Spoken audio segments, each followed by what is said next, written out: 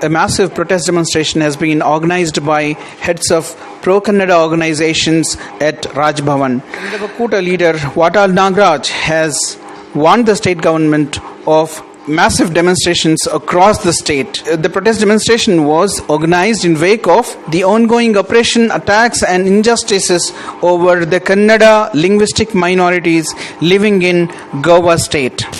7ನೇ ತಾರೀಕು ಸಿದ್ದರಾಮಯ್ಯನವರ ಮನೆಯ ಮುಂದೆ, ಮುಖ್ಯಮಂತ್ರಿಗಳ ಮನೆಯ ಮುಂದೆ ಕನ್ನಡ ಒಕ್ಕೂಟ ಅಲ್ಲಿ ಆಹಾರಕ್ಕಾಗಿ 3 ಕೋಟಿ ರೂಪಾಯಿ ಅಲ್ಲಿ ಆ ಜನಕ್ಕೆ ಕೊಡಬೇಕು ಅಂತ ಹೇಳಿ ಮತ್ತು ಕೇಂದ್ರದ ಗೃಹ ಮಂತ್ರಿಯರು ಭೇಟಿ ಮಾಡಬೇಕು, ಅಲ್ಲಿ ವಜಾ ಮಾಡಬೇಕು, ಗೋವಾ ಸರ್ಕಾರ ಕೂಡಲೇ ವಜಾ ಮಾಡಬೇಕು. ಅಲ್ಪಸಂಖ್ಯಾತರು ಕನ್ನಡಿಗರು ಅವರ ಮೇಲೆ ದಬ್ಬಾಳಿಕೆ ಮಾಡಿದರೆ ಕೂಡಲೇ ವಜಾ ಮಾಡಬೇಕು. 7ನೇ ತಾರೀಕು ಮುಖ್ಯಮಂತ್ರಿಗಳ ಮನೆ ಮುತ್ತಿಗೆ, 14ನೇ ತಾರೀಕು ಕಾರವಾರದಿಂದ ಗೋವಾ ಮುತ್ತಿಗೆ, 14ನೇ ತಾರೀಕು ಕಾರವಾರದಿಂದ ಗೋವಾ ಮುತ್ತಿಗೆ. ಇಡೀ ರಾಜ್ಯದ ಎಲ್ಲ ಕನ್ನಡ ಪರ ಸಂಘಟನೆಗಳು ಕಾರವಾರಕ್ಕೆ ಬರಬೇಕು ಅಂತ ಹೇಳಿ ಕಳಕಳಿಯಿಂದ ಮನವಿ ಮಾಡ್ತಾ ಇದು ಅತ್ಯಂತ ಗಂಭೀರ. ಮುಖ್ಯಮಂತ್ರಿಗಳೇ, ಇವತ್ತು ನಿಮ್ಮನ್ನ ಮನವಿ ಮಾಡ್ತಾ ಇದ್ದೀವಿ.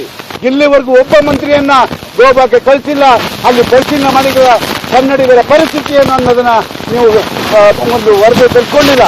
ಹಾಗಾಗಿ ಇವತ್ತು ನಾವು ಶಾಂತಿಯುತವಾಗಿ ರಾಜ್ಯಪಾಲರ ಗಮನವನ್ನು ಸೆಳೆಯೋದಕ್ಕೆ, ಕೇಂದ್ರ ಸರ್ಕಾರದ ಗಮನವನ್ನು ಸೆಳೆಯೋದಕ್ಕೆ ಇವತ್ತು ಕನ್ನಡ ಒಕ್ಕೂಟದ ಮುಖಂಡರಾದಂಥ ನಮ್ಮ ನಾಯಕರಾದಂಥ ವಾಟಾಳ್ ನಾಗರಾಜ್ ಅವರು, KR ಕುಮಾರ್ ಅವರು, ಪ್ರವೀಣ್ ಕುಮಾರ್ ಶೆಟ್ಟಿ ಅವರು, ಗಿರೀಶ್ ಗೌಡರು, ಮಂಜುನಾಥ್ ದೇವ್ ಎಲ್ಲರೂ ಸೇರಿ ಇವತ್ತು ರಾಜ್ಯ ಸರ್ಕಾರ ಮತ್ತು ಕೇಂದ್ರ ಸರ್ಕಾರವನ್ನ ಎಚ್ಚರಿಸ್ತಾ ಇದ್ವಿ.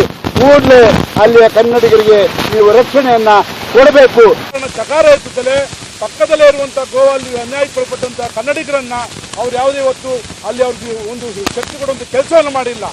7ನೇ ತಾರೀಕು ಮುಖ್ಯಮಂತ್ರಿಗಳು ಮನೆ ಮುಂದೆ ಧರಣಿಯನ್ನು ಮಾಡೋದ್ರ ಮೂಲಕ ಮತ್ತು ಲೋಕಸಭಾ ಸದಸ್ಯರು ಏನ್ ಮಾಡ್ತಾ ಇದ್ರು ಅಂತ ಪ್ರಶ್ನೆಯನ್ನು ಕೇಳ್ತಾ ಇದ್ವಿ.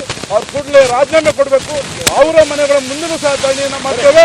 ಮಾಡೋದ್ರ ಮೂಲಕ ಇದು ಪಕ್ಷಾತೀತವಾಗಿ ಎಲ್ಲಾ ಕನ್ನಡ ಪರ ಸಂಘಟನೆ ಒಗ್ಗೂಡರ ಮೂಲಕ ಗೋವಾ ಕನ್ನಡ ಉಳಿಸುವಂತ ಕೆಲಸವನ್ನು ಮಾಡಬೇಕು.